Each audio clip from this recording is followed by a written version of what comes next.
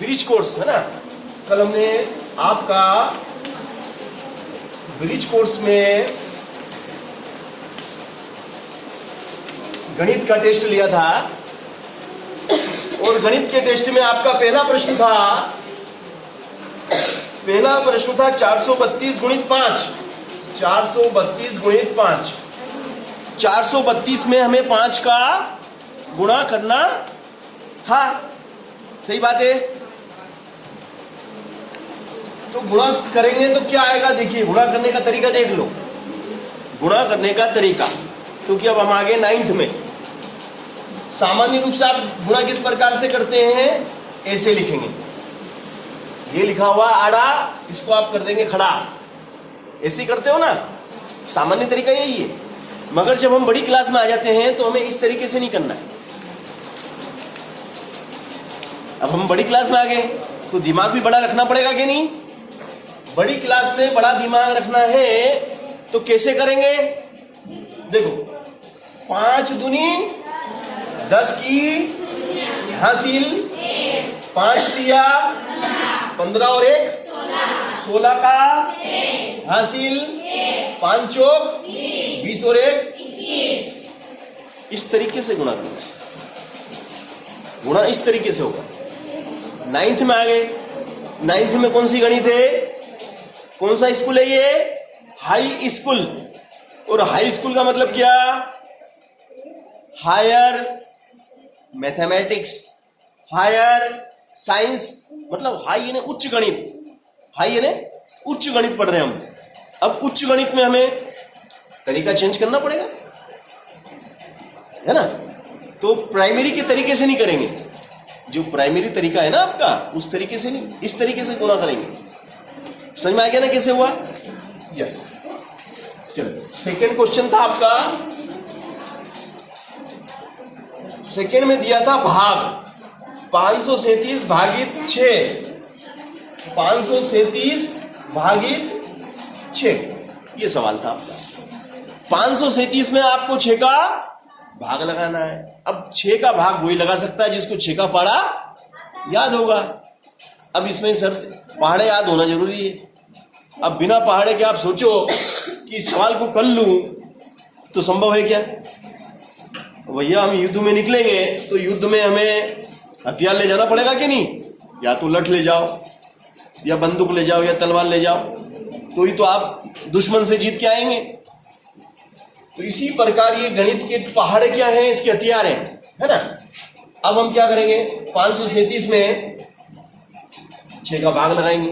अब भाग हम कैसे लगाते हैं, भाग हम कैसे लगाते थे अभी तक, देखो अभी तक हम भाग इस तरीके से लगाते थे, इसी तरीके से लगाते थे कि अब हमें इस तरीके से नहीं लगाना है। ये हमारा प्राइमरी कौशल है ना। अब हमें भाग कैसे लगाना है, देखिएगा 6 का पहाड़ा बोलो कि 53 से ज्यादा नहीं होना चाहिए। 6 का पहाड़ा बोलो कि 53 से ज्यादा, तो 6 6 36, 6 8 48 और 6 नाम की 54 तो ज्यादा हो गई, ये तो 53 है। तो 6 8 48, 6 नाम की 54, तो 6 8 48, कितने बचेंगे, 53 में से 48 गए 5 इसको दिए, कितने हो गए, तो 6 नाम की 54, 6 नाम की कितना बचा, 3 क्या है, शेषफल। तो शेषफल वाले खांचे में, ये तो भागफल वाला खांचा है, ये भागफल वाला है, ऐसे आगे शेषफल वाला खांचा है ना। शेषफल वाले खांचे में कितना लिखोगे, उसमें 3 लिखोगे, है ना। भागफल वाले खांचे में 89, शेषफल वाले खांचे में 3।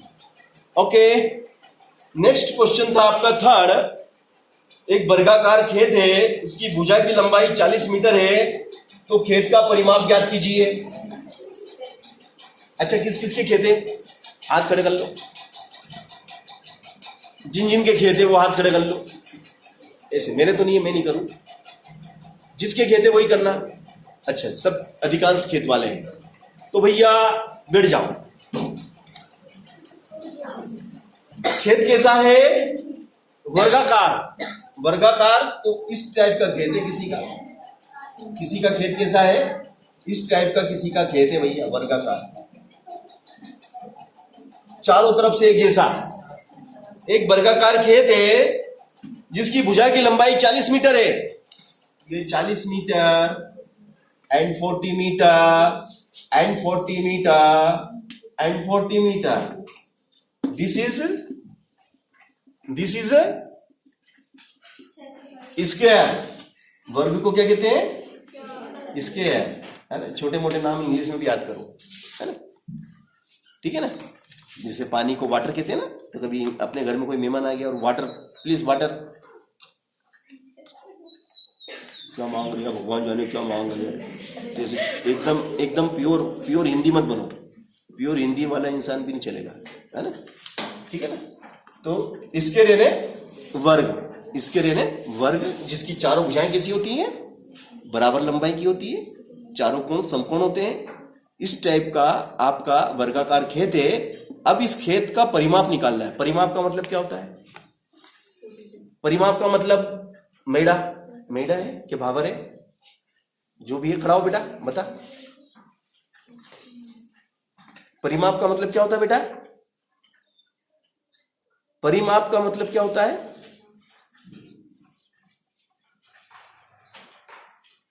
शुभम, परिमाप, इस पे मैंने बहुत बड़ा लेक्चर दिया था कि नहीं है?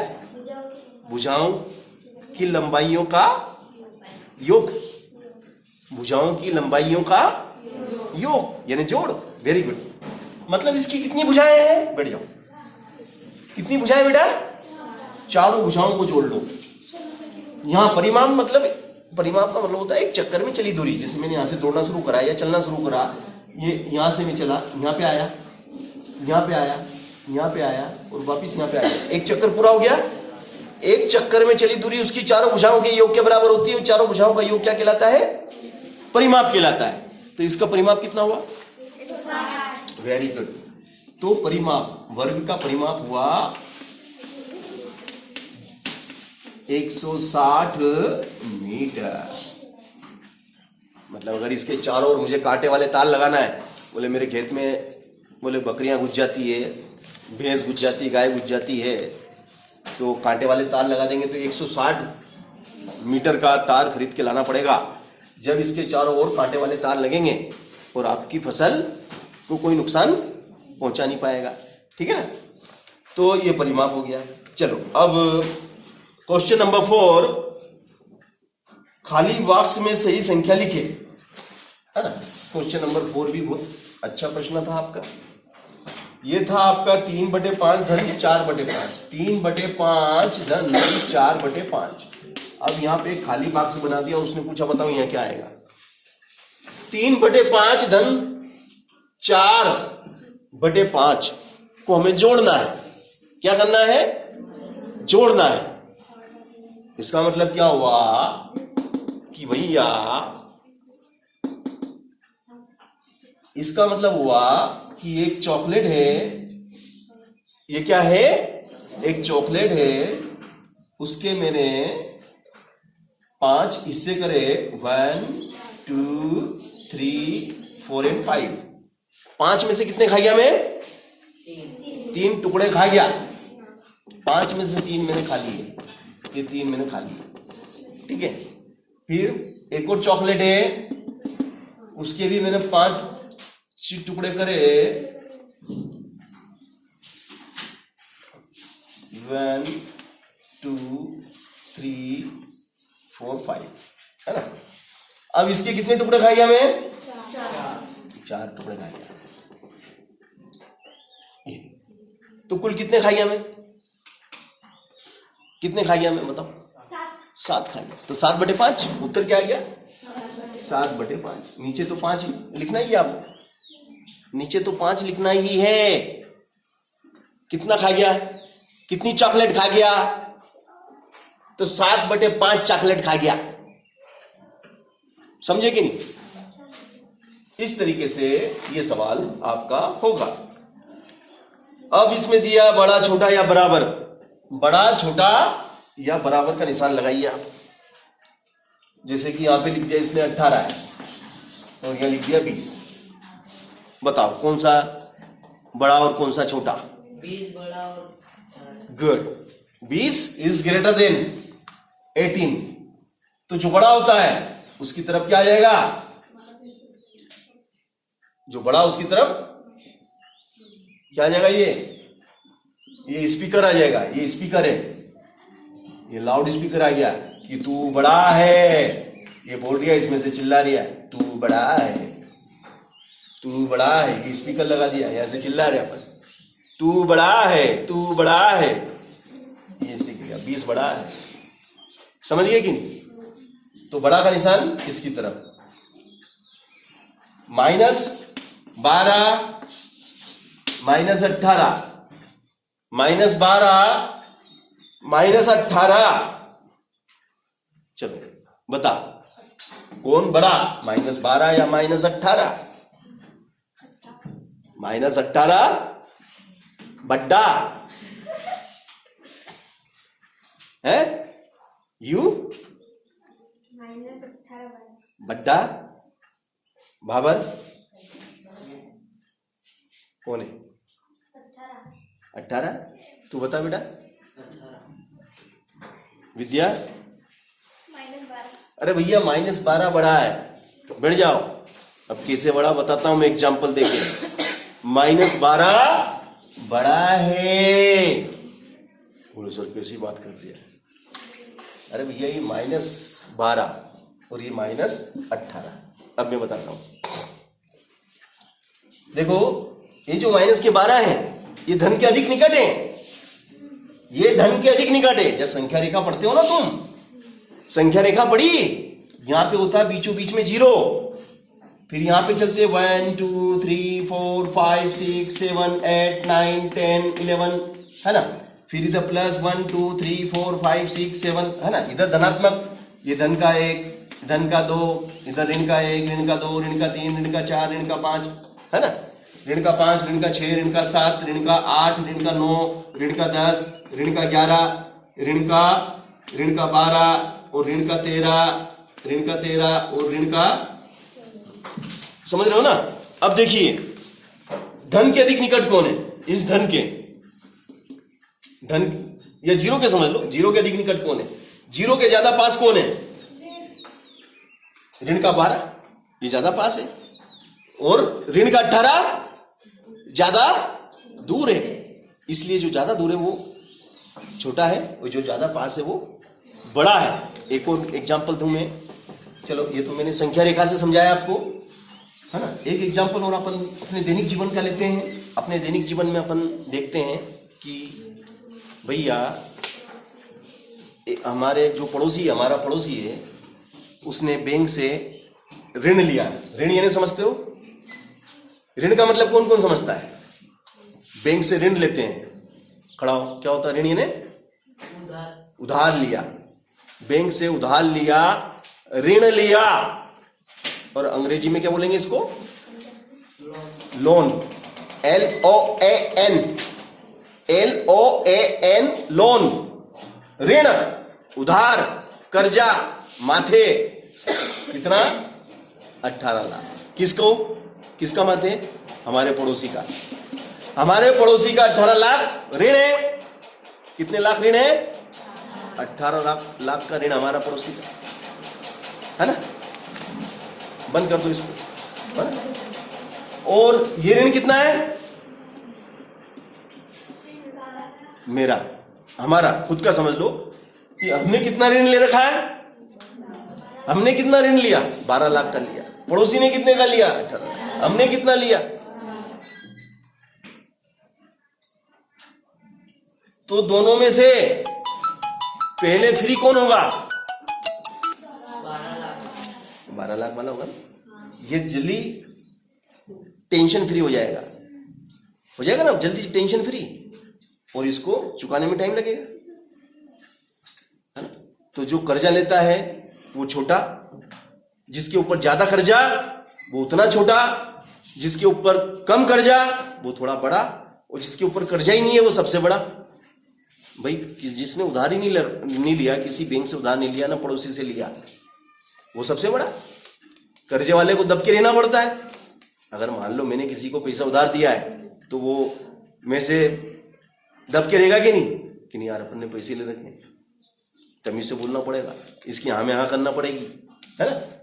तो ऋण 12 बड़ा है और ऋण 18 छोटा है, क्योंकि ये धनात्मक संख्या के अधिक निकट है और ये धनात्मक संख्या से काफी दूर है। समझ गए ना। चलिए, तो ये भी हो गया आपका। यहाँ पे बच्चे अधिकांश कंफ्यूज हो जाते हैं और गलती करते हैं। चलो नेक्स्ट बताओ, 5 ऋण 7, बताओ कौन बड़ा। 5 धन।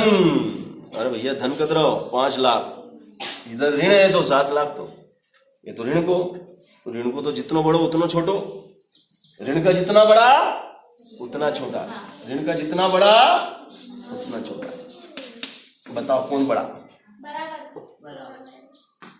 बराबर, क्योंकि तीनों पंजे, ये 15 तो क्या बोलेंगे, बोले बराबर है रे भैया, ये तो ना तो बड़ा ना छोटो, ये तो बराबर है। ठीक है, तो क्वेश्चन नंबर इज 5। अब हम आते हैं क्वेश्चन नंबर 6 पे।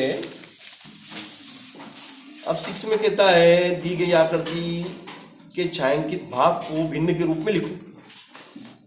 अब एक आकृति आपको दी गई है, उस आकृति में जो छायांकित भाग है उसको हमें भिन्न के रूप में लिखना है। ठीक है,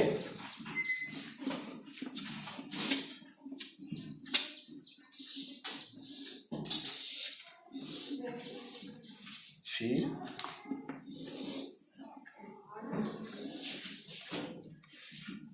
अब ये वाला हमको दे दिया इसने छायांकित, ये हमारा छायांकित भाग है ना। अब इस छायांकित भाग को हमें भिन्न के रूप में लिखना है, तो हम सबसे पहले इसमें त्रिभुज गिनेंगे। कितने त्रिभुज हैं? 1 2 3 4 5 6 7 8। कितने त्रिभुज हैं? 8 त्रिभुज हैं। अब 8 में से एक को हमने छायांकित करा, 8 में से एक, अगर 2 होते तो फिर यहां 2 लिख देते। 8 में से 2 छायांकित हैं। 3 होते तो यहां 3 लिख देते कि 3 छायांकित हैं। समझे कि नहीं? बस, तो इसका उत्तर होगा 1/8। ठीक है, अगला प्रश्न है, मोहन ने एक दुकान से 72 रुपए का सामान खरीदा। कितने का सामान खरीदा उसने? 72 रुपए का उसने दुकान से सामान खरीदा। उसने दुकानदार को 100 रुपए का नोट दिया। दुकान वाले को कितना दिया? 100 रुपए का नोट दिया। सामान कितने का खरीदा? सामान 72 रुपए का खरीदा। अब दुकान वाला वापस कितने रुपए देगा? 28 रुपए देगा। अब 28 कैसे आएंगे वो हम आपको यहां सिखाएंगे, ध्यान से सीख लेना।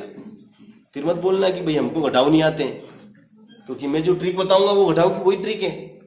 0 में से 2 घटेंगे क्या? क्योंकि 0 छोटा है 2 बड़ा, तो इसके पास जाएगा। ये उधार लेने किसके पास जाएगा? पड़ोसी। पड़ोसी कौन है? खुद 0 है। अरे भाई पड़ोसी कौन है? खुद 0 है ना। अब ये 0 है तो इसने बोला रुक जा, तू मेरे पास आया है मगर मेरे दरवाजे से कोई खाली नहीं जाता है। मेरे दरवाजे पे तू आया है मगर मेरे दरवाजे से कोई खाली नहीं जाता है। मेरे पास नहीं है तो मतलब क्या हुआ? तेरे को खाली थोड़ी जाने दूंगा। ये इसके पास गया, इससे उधार लेके ही आया, इससे 1 रुपया ही उधार लेके आया, तो ये 0 हो गया क्योंकि इसने इसको दे दिया। इसने इसको दे दिया तो अब ये कितना हो गया? 10 बन गया। अब 10 में से एक जो इसके पास आया था उधार लेने, 10 में से एक उसको दे दिया तो ये 10 हो गया। और ये कितना रह गया? ये 9 रह गया। और ये कितना बन गया? ये 10 बन गया। अब 10 में से 2 गया तो 9 में से 7 गया तो 0 का 0। 28 कैसे आया मालूम पड़ गया ना। घटाने की प्रोसेस मालूम पड़ गई, क्योंकि अभी हम देख रहे थे कि बच्चे घटा नहीं पा रहे थे, नहीं घटा पा रहे थे ना। ठीक।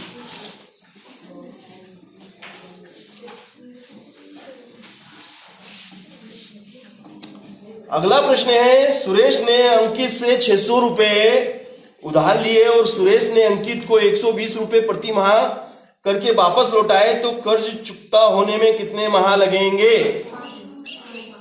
देखो कितने रुपए लिए, उधार कितने लिए? 600 रुपए उधार लिए, 600 रुपए उधार लिए और उसने बोल दिया कि देख भाई, तू मेरा दोस्त है और दोस्त दोस्त की मदद करेगा, मेरे पास है, मैं तेरे को दे देता हूं 600 रुपए, मगर ब्याज नहीं लूंगा। उसने ब्याज नहीं जोड़ा इसमें, बिना ब्याज का पैसा ही।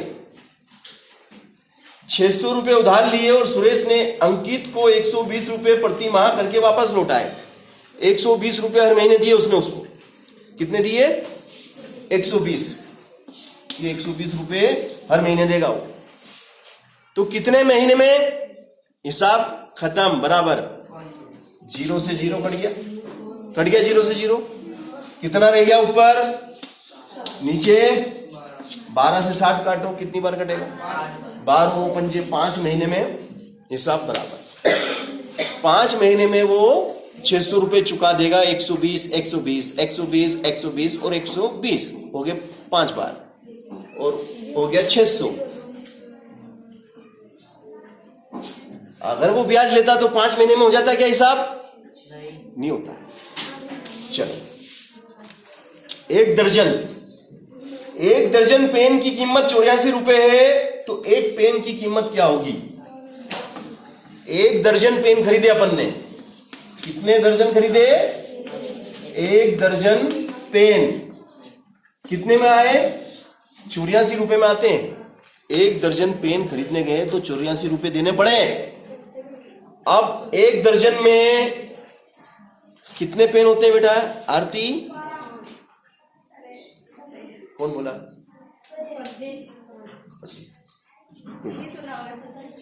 कितने होते हैं बेटा? तो एक दर्जन में 12 केले होते हैं, एक दर्जन में 12 पेन होते हैं। एक दर्जन का मतलब होता है 12 नग। जो भी चीज खरीदो तुम, एक दर्जन जो भी खरीदोगे तो 12 नग बनेंगे उसके। कितने नग बनेंगे? 12 नग। 12 नग खरीदे तो कितने रुपए देने पड़े?